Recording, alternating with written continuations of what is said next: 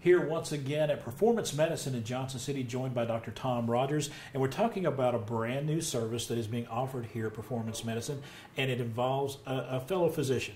Talk to us about Dr. Tim Holland. Right. You know, we have a special guest, Dr. Tim Holland, who I've known for quite a long time. It's very interesting. Us doctors tend to think we know everything.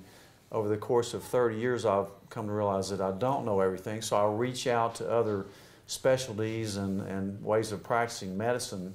And I met Tim actually at a men's health conference a few years ago, and he was very interested in that aspect. And so I started getting together with him and talking to him about nutrition, which I think in his specialty is an unbelievable, knowledgeable guy about nutrition and fitness and things you can do. We just don't get that aspect here because naturopaths don't practice in Tennessee. Right. But with him partnering up with me as kind of a consultant, and he can really offer a lot that people just don't get around here.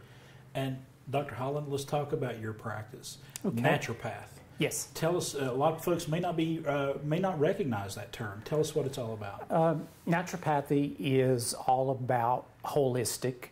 It looks at the whole person. My practice focuses, as Tom mentioned, heavily upon nutrition, both diet and clinical nutrition. Exercise is a big part of it as well.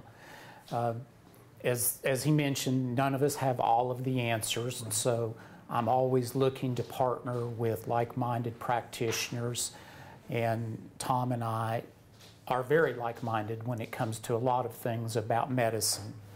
So I'm thrilled about being a part of what he's doing, thrilled about being back in the Tri-City area. And you were telling me that you're very interested in men's health issues, overall men's health issues. Yes, I am very interested in men's health issues. Men typically ignore their health. Until about age 40, we seem to think we're bulletproof, and then we find out that we're not. But then we continue to wait until it's crisis before we do anything. So a lot of what I do is predictive.